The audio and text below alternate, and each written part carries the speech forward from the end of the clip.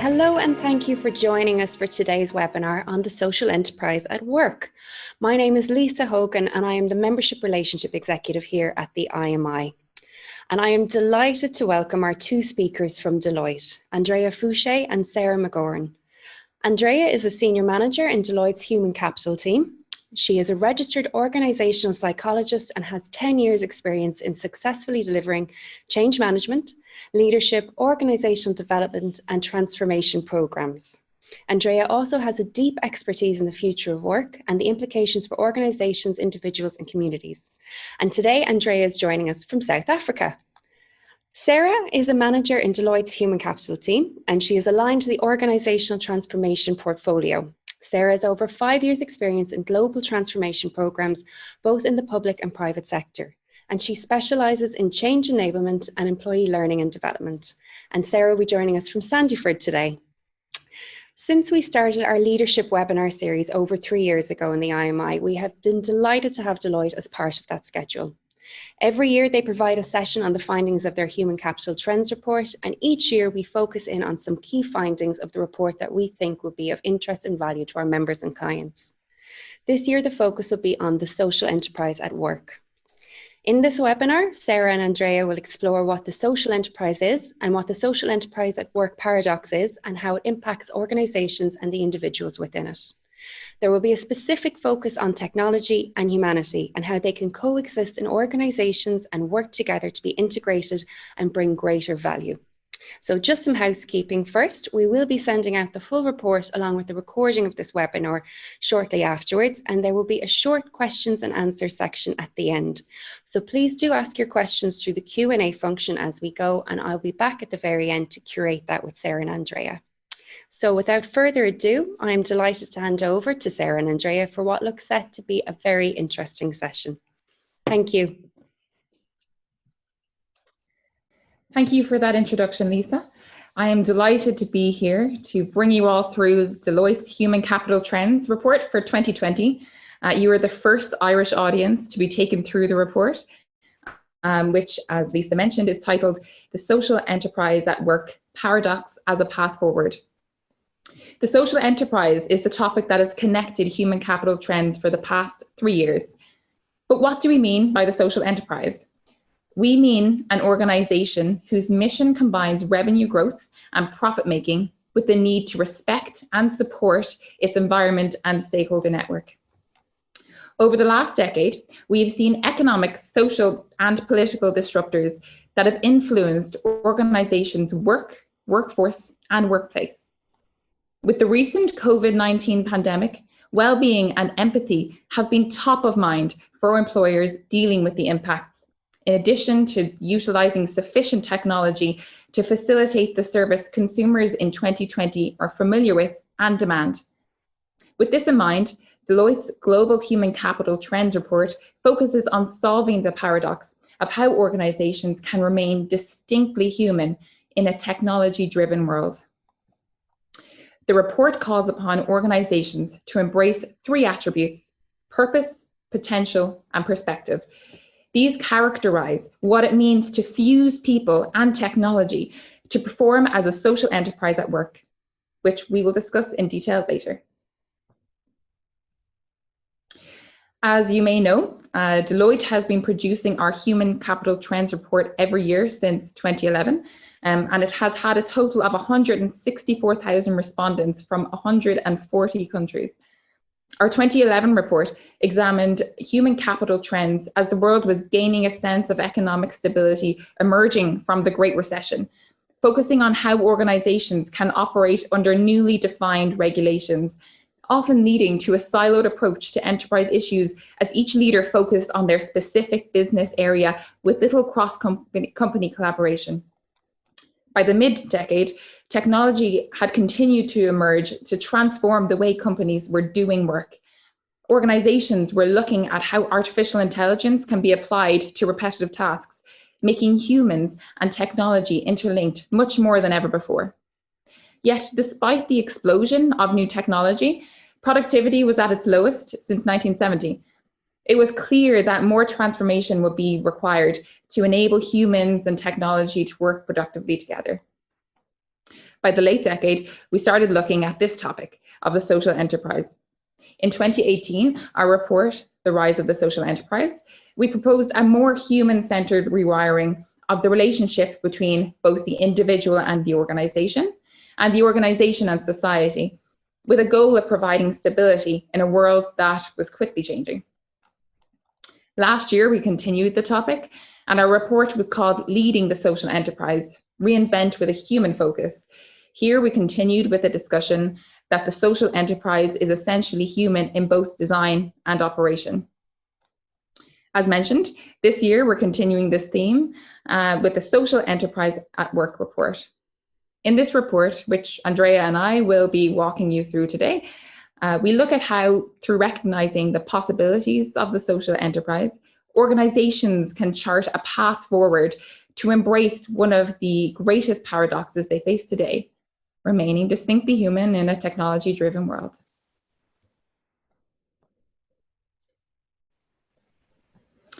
I'm sure you will all agree that we are starting this decade much like the last, with a certain sense of uncertainty. Globally, everyone has been affected by the COVID-19 pandemic to some degree. In March 2020, more than a third of humanity was in lockdown.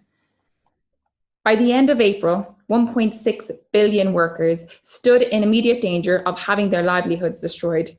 And yet, amid the tragedy and uncertainty, runs a strong undercurrent of hope. Individuals and communities are responding with empathy and strength. Organizations, despite many staring down the barrel of layoffs and shutdowns, took fast action to protect their workers' health and safety, established essential services, and are now deploying workforce strategies to support workers in real time. The social enterprise went to work. However, not all impacts have been negative. It has been reported that 74% of CFOs plan to move a portion of their workforce to permanently remote positions post-COVID-19 due to the lessons they have learned from working from home. And in recent days, you may have seen that Facebook took a similar stance, looking to make 50% of its workforce remote within the next 5 to 10 years. 66% of employers who work in fully enabled digital workplaces reported a positive impact on their productivity due to the fact that they have less distractions at home than they did in the workplace. However, the long-term impacts on staff, including morale, team collectiveness, are yet to be understood. Though most employees have said that they had no plans to leave their company during this period, the same cannot be said for those that are disengaged, of which 31% are actively looking for new work. The crisis presents a unique opportunity for organizations to build connections between humans and technology that can pave a path forward, one that can nurture growth and innovation in the weeks, months, and potentially years to come. This year's Human Capital Trends theme challenges the view that technology and humanity are distinct domains, or that they are even at odds with each other at all. We believe the greater value comes from the fusion of the two. When you keep the two separate, it results in a series of conflicts and disruptors that on the surface seem really hard to solve. For example, how do you provide your employees with a sense of security while also encouraging reinvention? How do you foster belonging among your workforce, but also allow for individuality? How can we be bold in such uncertain times? In order to solve these conflicts, we believe organizations need to embody 3 attributes, which I mentioned before: purpose, potential, perspective. Within purpose, we look at belonging. This trend explores the link from comfort to connection to contribution, instilling a sense of togetherness within organizations while being fairly treated and respected. The trend designing work for well-being by living and performing at your best focuses on ensuring that the work employees are doing supports their well-being and enables them to bring the best of themselves to work. Also within purpose is the trend, the post-generational workforce, from millennials to perennials. This looks at moving away from just a generational workforce and providing careers that are more dynamic and that encourages workers to reinvent their skill sets a number of times within a career. Next is potential. And within this, we look at setting up super teams, putting AI in the group. This looks at the role teams play in social enterprises and how integrating technology as a collaborative team member can achieve superior results. The next trend in potential is knowledge management, creating context for a connected world. Or simply put, how can we utilize technology to create potential for learning while making it more innovative? Which brings us to beyond reskilling, investing in resilience for uncertain futures, using other means than pure reskilling to build capabilities and resilience, a trait of huge importance during this pandemic. And finally, within perspective, we have the compensation conundrum, principles for a more human approach. How do employers ensure that compensation strategies stand the test of time? The trend of governing workforce strategies poses new questions for better results, ultimately looking at the leadership strategy and ensuring companies have the right insights and leaders to govern the workforce. And finally, ethics and the future of work, from could we to how should we, especially important given the global pandemic, exploring how to use technology while also remaining ethical. The purpose of this webinar is not to go deep dive into each individual trend, but instead we have zeroed in on 3 trends we believe are most relevant and important to today's climate. And hopefully the explanation of the trend will shine a light on next best steps that your organization can take. So as mentioned on the last slide, the first attribute is purpose, integrating the well-being and contributions of individuals in the organization's mission and work. COVID-19 comes with unique challenges for everyone. The inability to control a situation can create a major source of anxiety and can add to stress levels, especially within a work setting. It has become increasingly vital that work be meaningful by allowing each worker to approach work through their own unique way, both professionally and personally. Organizations today use mission statements and value to create a high-level connection between the organization and workforce. And this helps workers see that they are part of something bigger than themselves. Organizations that embrace purpose as part of their DNA deepen that connection by extending it to the team, to the individual, and to the work being done every day. In this way, the purpose of the organization is brought to life for employees, strengthened through their connection with their teams. Putting this into practice begins with gaining a more holistic understanding of the workforce, beyond traditional segmentation, and leveraging this understanding to craft work in ways that enable each individual and team to maximize their contribution to the whole organization. Within purpose, we wanted to focus on the trend of designing work for well-being, especially given today's remote working requirements. COVID-19 put well-being front and center for organizations as physical, mental, and financial security became of utmost importance. The pandemic has put more hours into the working day, increasing the chance of burnout and simultaneously exposing the stress that many workers face in balancing professional and personal demands. Now, well-being is not a new issue for organizations, but it has been thrown into the limelight with the pandemic, and this priority is being recognized, and organizations are responding to well-being requirements. As I'm sure you will agree, the pandemic isn't just a physical health issue, it's also a mental health issue and requires special attention from all of us. Many organizations have invested large amounts of money into employee well-being, but in order to make well-being really meaningful, it needs to be designed into the work itself. By leaders recognizing that each individual has a different definition of well-being and how to embed it into their work, organizations can create that sense of belonging that employees need. In our survey this year, 94% of respondents agreed that well-being drives organizational performance to some extent. However, fewer than half believed that their well-being strategy was positively affecting other business outcomes, such as the organization's customer experience, financial outcomes, reputation, innovation, and adaptability.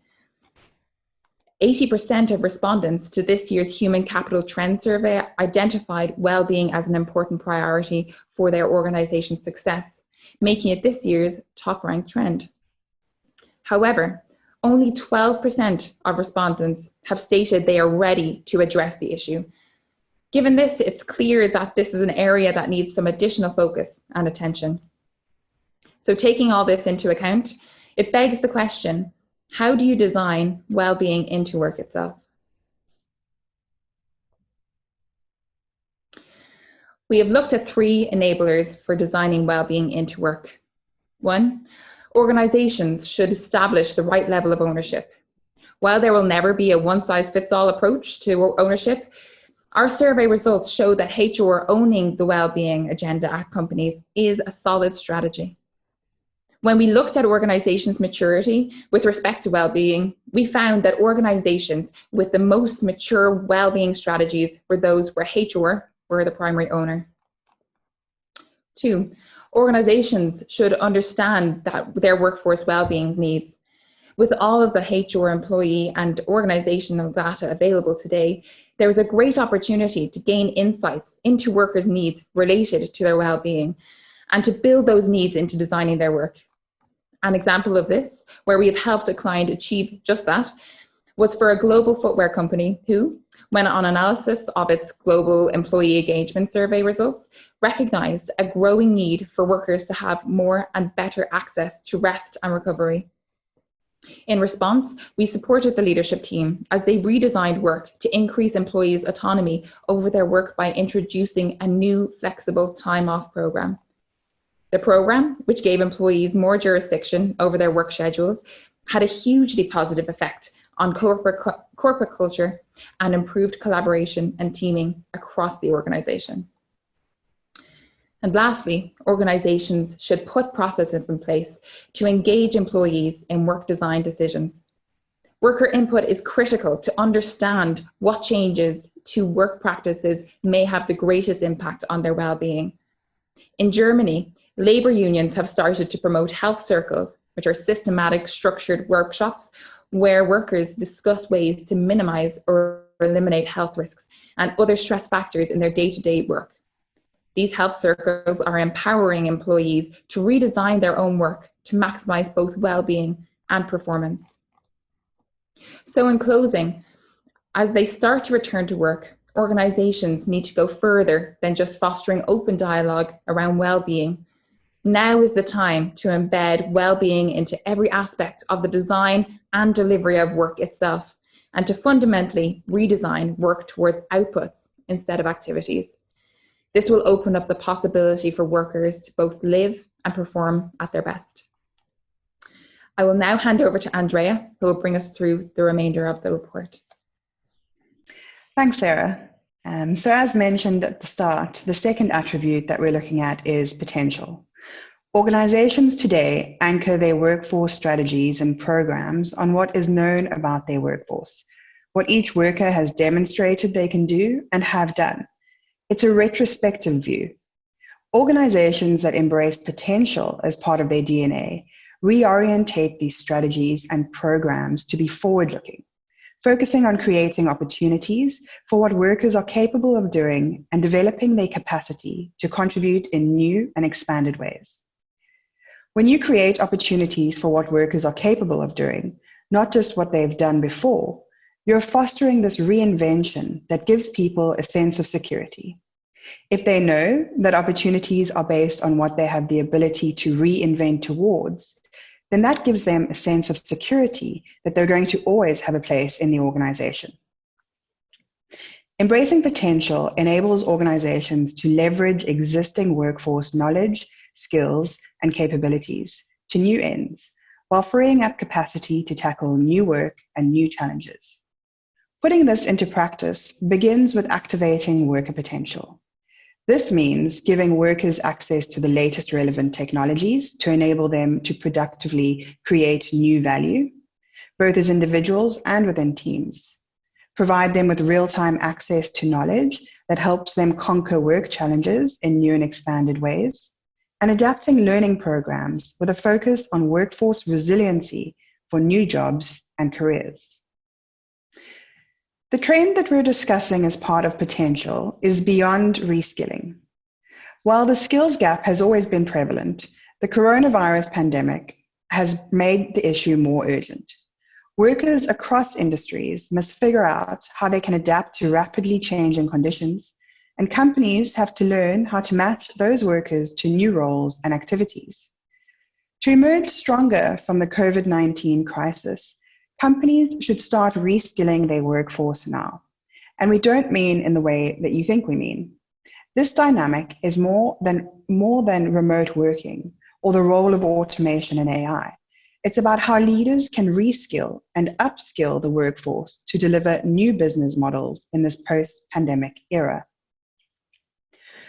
So why is this trend so important to organizations today? Well, first of all, organizations have the responsibility. 73% of respondents identified organizations as the entity in society primarily responsible for workforce development, outranking the responsibility of workers themselves, and certainly far exceeding the deemed responsibility of educational institutes, governments, professional bodies, or unions. Yet, despite these expectations of organizations to do more to address the skills shortage, our survey points to various barriers that they're facing.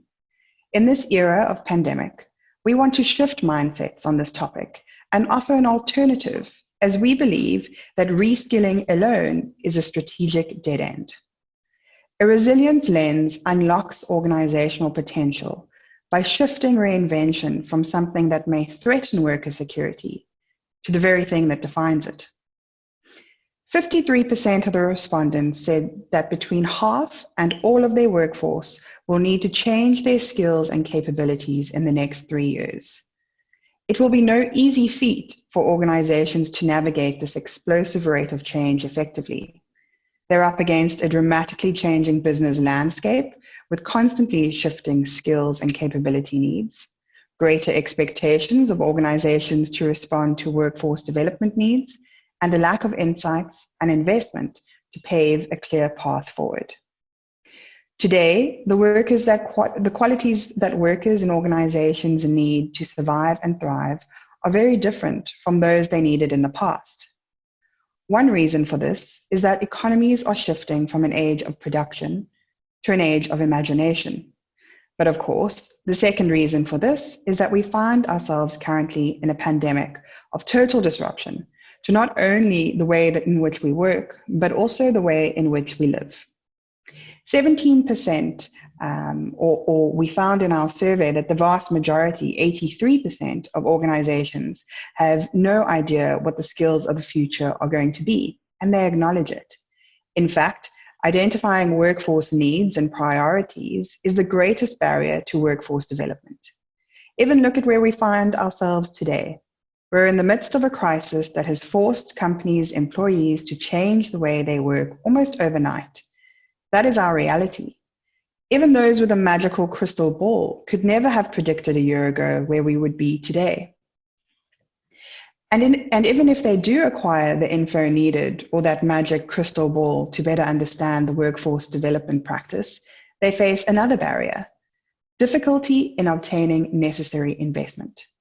Most don't have the sustained investments to be able to constantly reskill their workforce on a normal day, not to mention a day where they are suffering from the sudden, unanticipated financial impacts of COVID-19. It raises the question: are organizations' efforts on reskilling aligned to the extent of the challenge that is in front of us? Given these findings and barriers, it seems unlikely that their plan to reskill will play out exactly as planned. So we offer an alternative, which is to focus on the resilience of workers, embedding the core capabilities so that workers have the ability to reinvent themselves, moving away from the hamster wheel of constantly trying to reskill. On the next slide, I outline some recommendations that might work for you.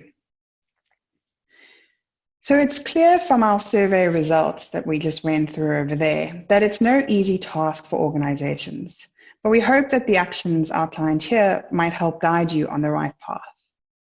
So we propose that you focus on capabilities. Today, doctors are assessing patients by phone and must learn how to do effective and safe remote diagnosis. Consumer banks have to train employees in empathy as they help distressed clients use digital tools and new products and services as mortgage refinance applications surge. Managers have to figure out how to lead their teams virtually and build social capital and maintain social cohesion without the benefit of informal coffee, lunch, or corridor chats.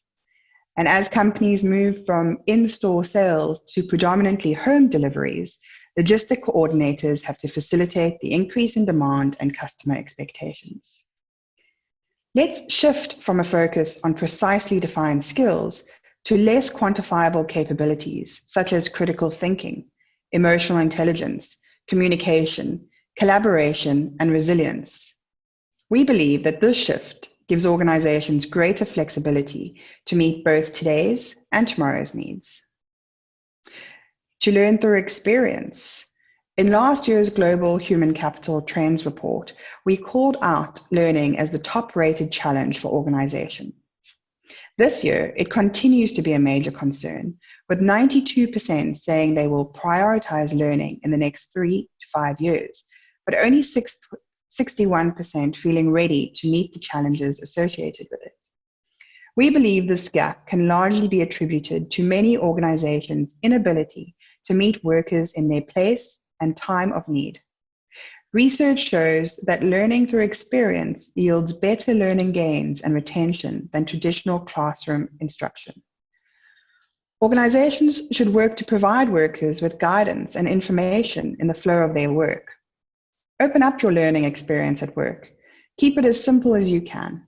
Offer lots of free content on the topics that matter, and make sure that you're listening well. Learning is all about individuals exploring, discovering, and sharing new ideas. Create cross-functional teams, ensure a positive work environment, build trust in leadership, and explore how you can provide further opportunities for growth. Develop a talent development strategy that includes a plan for upskilling employees so they feel prepared for the change that not only Industry 4.0 is continuously introducing, but the disruption by COVID-19 too. COVID-19 reminded us that people are motivated at the highest levels when they can connect with their work contributions to a greater purpose and mission. As they stage the return to work, organizations should really seize this opportunity to step back and make sure that they're creating clear connections across individual jobs, team objectives, and the organization's mission. 46% of our respondents agree that the purpose of the organization is expanding extensively to include all stakeholders, including the communities that organizations serve and society at large. The most effective organizations will employ an approach to workforce capability building that considers not only their business needs, but the needs of the workers, customers, and communities in which they operate. And this action really embodies what it means to be a social enterprise at work. A social enterprise is an organization whose mission combines revenue growth and profit making with the need to respect and support its environment and stakeholder network. Research shows that employees who feel a greater sense of connection are far more likely to ride out volatility and be there to help companies recover and grow when stability returns. Furthermore, 8 in 10 consumers say they are more loyal to purpose-driven brands, which can help sustain customer relationships in a downturn and beyond. When purpose is put first, profits generally follow. But when profits are first, the results can be a bit more elusive. We know that past crises, that companies must act quickly to build up critical workforce capabilities. The coronavirus pandemic has accelerated a trend in workplace dynamics that was already underway through automation and AI, shifting marketplaces, and changing workplace roles. To respond, leaders should pursue a broad reskilling agenda that develops employees' digital expertise and their cognitive, emotional, and adaptability skills. Companies can't be resilient if their workforces aren't. Now is not the time to pull back on workforce development efforts, but instead to double down on commitments to building a resilient workforce that can adapt in the face of constant change. The third and final attribute that we have a look at is perspective. Organizations today are being driven to become increasingly transparent about the decisions they are making. This is one of the core tenets of being a social enterprise. Organizations that embrace perspective as part of their DNA expand their focus to keep a view towards the future when addressing urgent needs today, increasing their confidence to take bold actions and to share the reasoning and process behind those actions with workers. Embracing perspective enables organizations to align their workforces under a North Star by which they can make bold decisions in environments of persistent change. To lead in this way, organizations should first establish a set of principles rooted in their values and future vision. These principles should cover a broad range of questions, such as how to reward all workers and how to handle ethical challenges at the intersection of humans and technology. Putting these principles into action will involve taking data-driven approaches, as well as asking new questions and exploring new frameworks to manage human capital opportunities and risks. So the trend that we're diving into under perspective is governing the workforce strategy. COVID-19 put the need for and ease of access to insightful and future-orientated workforce data in the spotlight. Whether it was data on the capabilities of the workforce, the state of workers' physical and mental well-being, or an assessment of how well the organization's culture was faring, we saw a plethora of vendors come out with ways to leverage technology to get the data and insights needed and to get it fast. We chose to focus on this trend in particular as we thought it was most prevalent to our current climate. In times of great uncertainty, leaders tend to revert to past behaviors and, for example, ask outdated questions in terms of human capital risks and opportunity. By asking new questions, leaders can better guide themselves through new challenging times, such as the ones we're currently facing.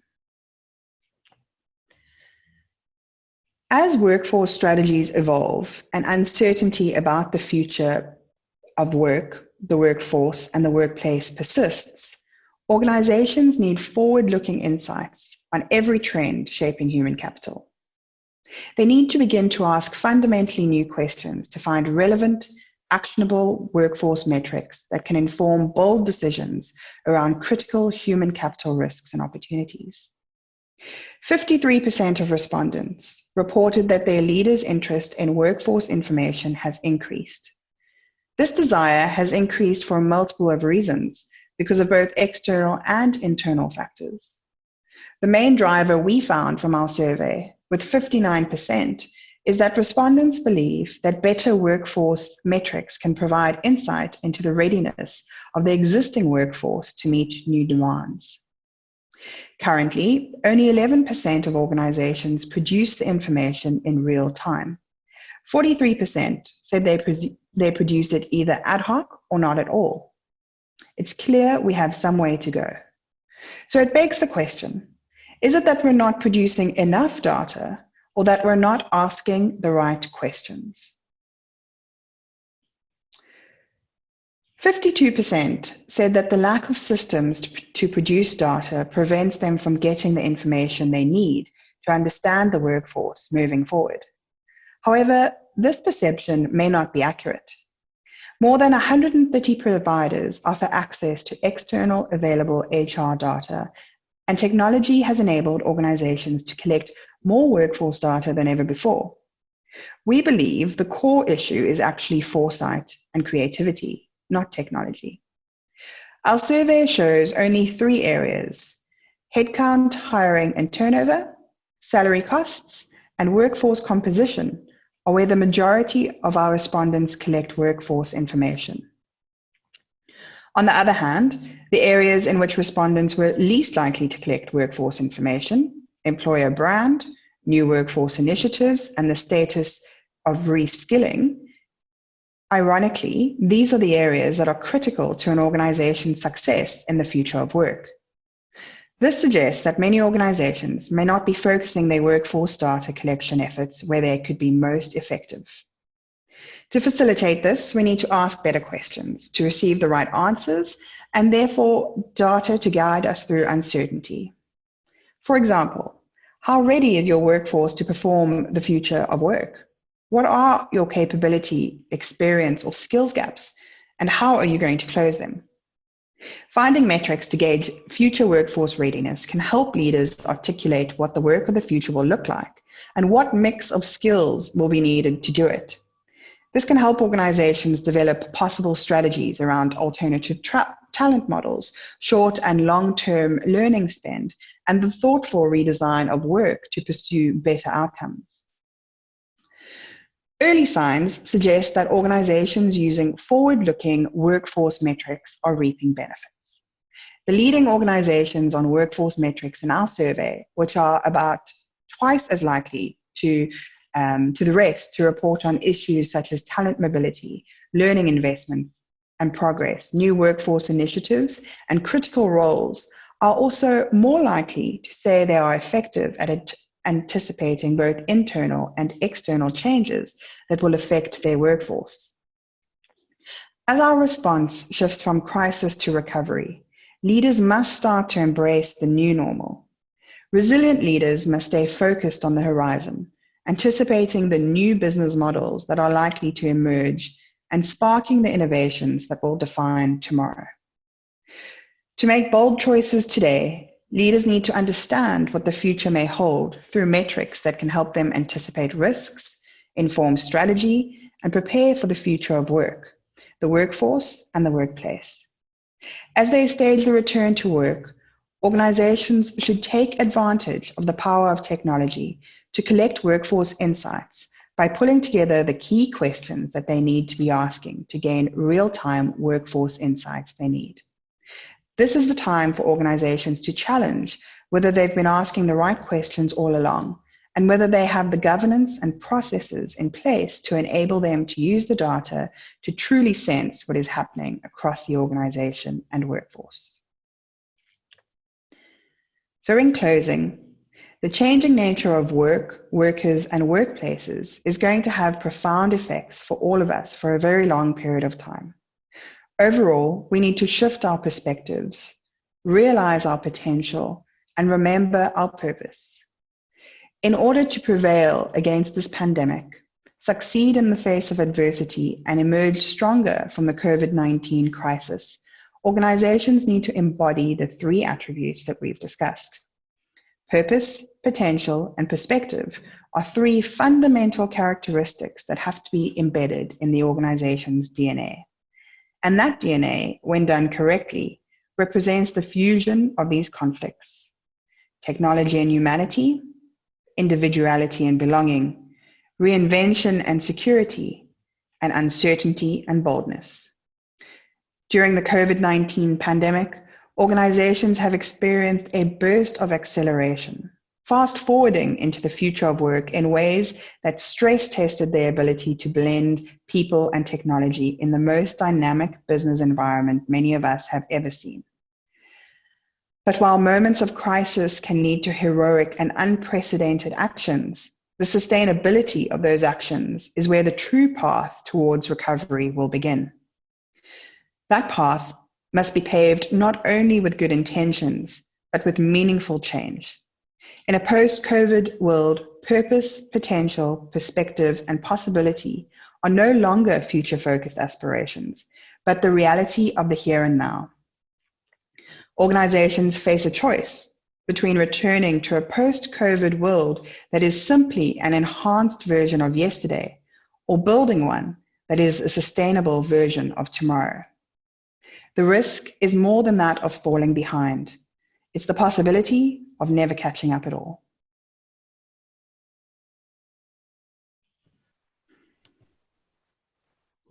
Oh, thank you very much, Andrea and Sarah. That was a really, really excellent session there. I think, very practical items have come out of it. A lot of different points you guys made certainly resonated with me. I mean, those 4 Ps you discussed there, Andrea, I think that's given everyone quite a lot of pause to thought about how and where we are going. And as we said at the beginning of the webinar, we'll be sending out the full report to everyone. So there's an awful lot more still to it in the 2020 report. But I'm going to open up the virtual floor to questions. So there's a few after coming in, but for anybody who hasn't spotted it yet and wants to ask a question, it's just the Q&A function. You can just type it in and we'll try and get through as many as we can. Any questions we don't get through today, Sarah and Andrea very kindly offered to try and answer them offline as well. So we'll be in touch with anyone that's. So let's see what we have. So Neve has sent in, given how organisations are reacting and responding to the COVID-19 crisis, how do you feel organisations will adapt over the coming months and years to succeed in the new normal? I'll throw that out to both of you to decide who's going to take the first question. Sure, I might take this one, Sarah, if that's okay. So at Deloitte, we've actually done quite a lot of research on this, as you can imagine, at the moment. And we have a framework and a journey that we think that organizations are going through, and it walks between respond, recover, and then thrive. So how are organizations preparing for and shaping their new normal in that thrive scenario? I think sometimes every organization has their unique situation, but we pose a couple of questions to organizations. So do they have the agreed upon scenarios around which they're framing decisions and their future focused model? What have they learned from their time in this crisis, from respond to recover? Is there anything that they're looking to take forward? Or is there anything that they'd like to leave behind as they move into their new normal?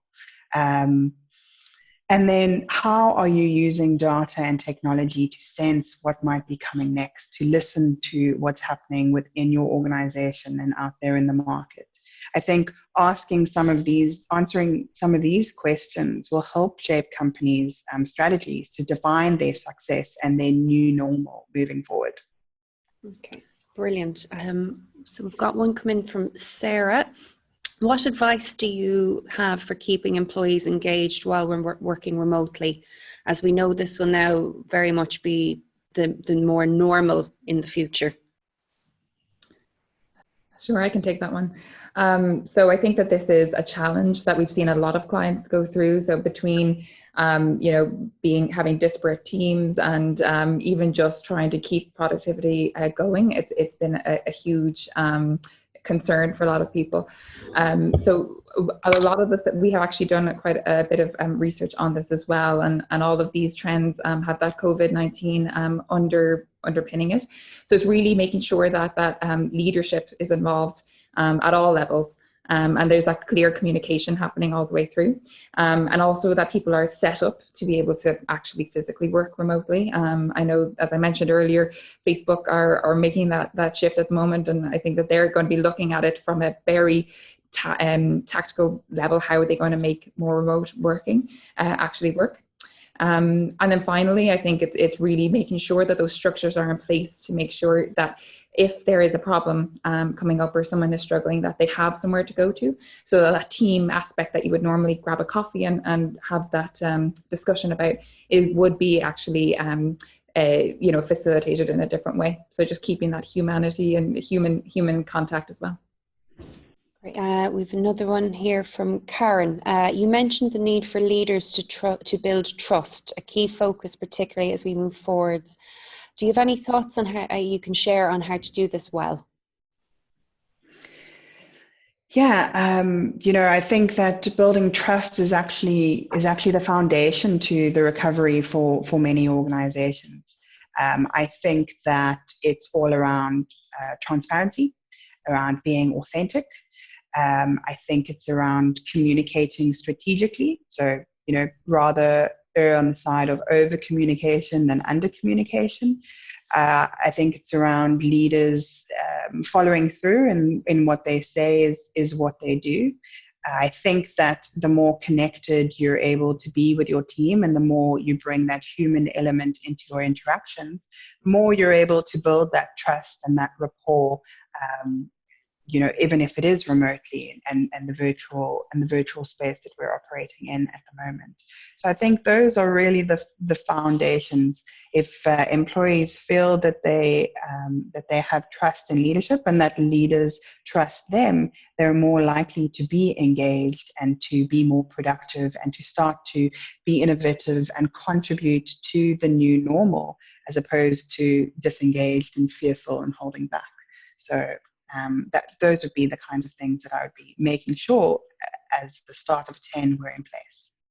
Brilliant. I can already tell we're not going to have enough time to get through everyone's questions. So as I said at the beginning, we'll take a note of those and we'll follow up with the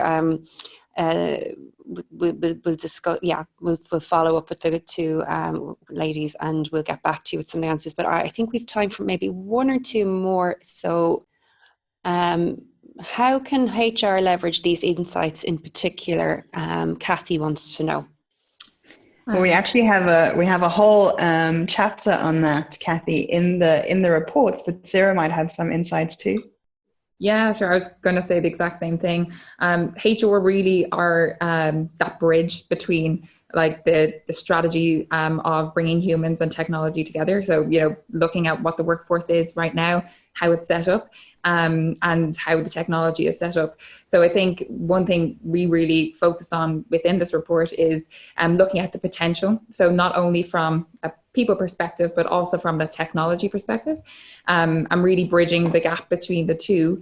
And we would love for HR professionals who are interested to read through the report and see how is it that they would be able to bring those things together to be forward looking and not just be looking at the landscape as it is at the moment, because there's a huge amount of insights that are being gathered and potentially not being done anything with them, and a huge amount of technology that's coming down the line that would be really useful. And obviously every HR department is slightly different in how they analyze them, but I definitely recommend to review that section of the report, as it would be very beneficial to Kathy, your question specifically to HR. Great. I'm going to ask one more, and I'm going to pick this one because it related back to an earlier question, and I know there's at least 5 other questions not answered there. So again, I promise that we will get back to you on them. But so I know we had a question earlier from Sarah on keeping employees engaged. Amanda wants to know,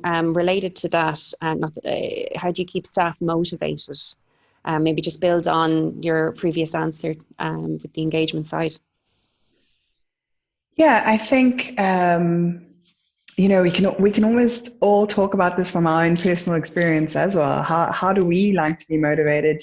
We're kind of going through this roller coaster, this COVID roller coaster, and some days are better than others.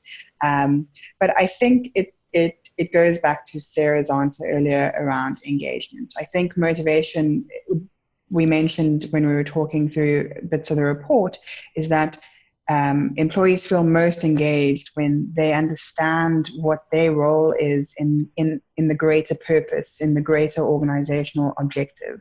So if I am clear on what it is that I'm doing that contributes to a bigger picture, I'm more likely to do it, as opposed to it just being another mundane task. So how do we create that sense of purpose for employees and create that connection to the organization's purpose and mission and vision and where they're going? That's the one side of things. I think the other side of things is to have these regular check-ins to ensure that people have meaningful work, that they, I find that it helps quite a lot where I start the day with a stand-up with my team and we understand what our objectives are for the day or for the next couple of days, and how we're going to go about achieving that, and how we can support each other. And there's that engagement piece that drives productivity and drives motivation and drives employee engagement. So that really would be the way that I would approach it. Brilliant. I think we've run out of time now, but like I said, we'll follow up with everyone. Then shortly afterwards, we will send on the recording and the full report, which we do recommend that you have a look through just for a bit more of a deep dive, a bit more insight from it.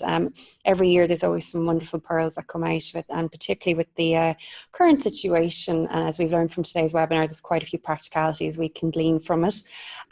We will be moving, unsurprisingly, IMI membership events digitally for the next coming months. So do keep an eye on our website for information, or as we release the new variation of our membership events over the next coming months. And we look forward to virtually welcoming you back to the IMI. And thank you again for your time and attendance today.